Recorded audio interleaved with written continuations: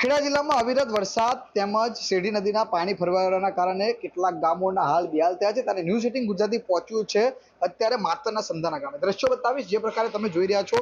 સંધાના ગામની અંદર લોકોના ઘરોમાં પાણી ઘૂસી ગયા છે અને તેમનું જે ફર્નિચર છે તેને ભારે નુકસાન પહોંચ્યું છે। બીજી બાજુ વાત કરવામાં આવે તો જે ઘરની અંદર જ્યાં આગળ સંપૂર્ણ જે તમામ રૂમો છે તમામ રૂમોમાં પાણી ગરકાવ થઈ ગયા છે અને લોકોને ભારે મુશ્કેલી વેઠવાનો વારો આવી રહ્યો છે।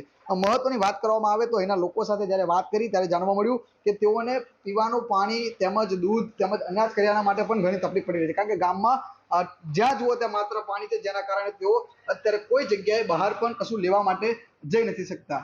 કેટલાક લોકો સાથે વાત કરતા તેમની વેદના તેમને જણાવી કે ઘરમાં નાના બાળકો છે, પરંતુ તેમ છતાંય તેઓને અત્યારે દૂધ ન મળતું હોવાના કારણે ભારે મુશ્કેલી વેઠવાનો વારો આવી રહ્યો છે। સૌથી મહત્વની વાત કરીએ તો ખાવાનું ના મળે તો ભલે ચાલે, પરંતુ પીવાનું પાણી પણ ન હોય, જેના કારણે આ લોકોની મુશ્કેલીઓમાં અનેક પનો વધારો થયો છે। દ્રશ્યો તમે જોઈ શકો છો કે શેરડી નદીના પાણી તમામ જગ્યાએ ઘૂસી ગયા છે અને તેના કારણે લોકોને ભારે નુકસાન વેઠવાનો વારો આવ્યો છે। 3 દિવસથી શેરડી નદીનું પાણી ઘરમાં આવી ગયું છે અને વહીવટ તંત્ર દ્વારા કોઈ અગાઉથી જાણકારી આપી નથી, જેથી અમારા ઘરનું બધું ફર્નિચર પલળી ગયું છે। ઘરમાં પીવાનું પાણી નથી, 1.5 વર્ષના 2 બાળકો છે, એમને દૂધ પણ મળતું નથી। વરસાદનું પાણી પીવડાવીને અત્યારે રાખીએ છીએ। કોઈ વહીવટદાર, કોઈ કે તલાટી કે વહીવટદાર, કોઈ ધારાસભ્ય, કોઈ સામું જોવા આવ્યું નથી અને વરસાદ નથી હોવો તો 1 ઇંચ પણ પાણી હજુ ઓસરતું નથી। નુકસાન કેટલું? નુકસાન લગભગ 60-70 હજાર જેવું નુકસાન છે। અત્યારે પાણી પીવા દૂધ કઈથી લાવો છો? દૂધ અત્યારે નથી મળતું, 3 દિવસથી કોઈ દૂધ નથી મળતું। પાણી કઈથી લાવો છો? પાણી અમે વરસાદનું પાણી પીવડાવીએ છીએ અત્યારે। ખેડા જિલ્લામાં અવિરત વરસાદ તેમજ શેરડી નદીના પાણી ફરવાના કારણે કેટલાક ગામોના હાલ બેહાલ થયા છે ત્યારે ન્યૂઝ 18 ગુજરાતી પહોંચ્યું છે અત્યારે માતરના સંધાના ગામે। દ્રશ્યો બતાવીશ જે પ્રકારે તમે જોઈ રહ્યા છો।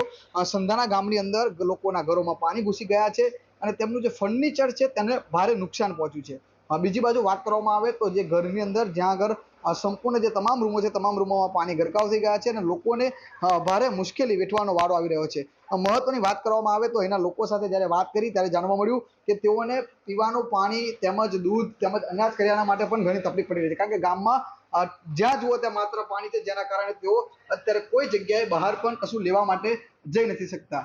કેટલાક લોકો સાથે વાત કરતા તેમની વેદના તેમને જણાવી કે ઘરમાં નાના બાળકો છે, પરંતુ તેમ છતાંય તેઓને અત્યારે દૂધ ન મળતું હોવાના કારણે ભારે મુશ્કેલી વેઠવાનો વારો આવી રહ્યો છે। સૌથી મહત્વની વાત કરીએ તો ખાવાનું ના મળે તો ભલે ચાલે, પરંતુ પીવાનું પાણી પણ ન હોય, જેના કારણે આ લોકોની મુશ્કેલીઓમાં અનેક પનો વધારો થયો છે। દ્રશ્યો તમે જોઈ શકો છો કે શેરડી નદીના પાણી તમામ જગ્યાએ ઘૂસી ગયા છે અને તેના કારણે લોકોને ભારે નુકસાન વેઠવાનો વારો આવ્યો છે। 3 દિવસથી શેરડી નદીનું પાણી ઘરમાં આવી ગયું છે અને વહીવટ તંત્ર દ્વારા કોઈ અગાઉથી જાણકારી આપી નથી, જેથી અમારા ઘરનું બધું ફર્નિચર પલળી ગયું છે। ઘરમાં પીવાનું પાણી નથી, 1.5 વર્ષના 2 બાળકો છે, એમને દૂધ પણ મળતું નથી। વરસાદનું પાણી પીવડાવીને અત્યારે રાખીએ છીએ। કોઈ વહીવટદાર, કોઈ કે તલાટી કે વહીવટદાર, કોઈ ધારાસભ્ય, કોઈ સામું જોવા આવ્યું નથી અને વરસાદ નથી હોવો તો 1 ઇંચ પણ પાણી હજુ ઓસરતું નથી। નુકસાન કેટલું? નુકસાન લગભગ 60-70 હજાર જેવું નુકસાન છે। અત્યારે પાણી પીવા દૂધ કઈથી લાવો છો? દૂધ અત્યારે નથી મળતું, 3 દિવસથી કોઈ દૂધ નથી મળતું। પાણી કઈથી લાવો છો? પાણી અમે વરસાદનું પાણી પીવડાવીએ છીએ અત્યારે।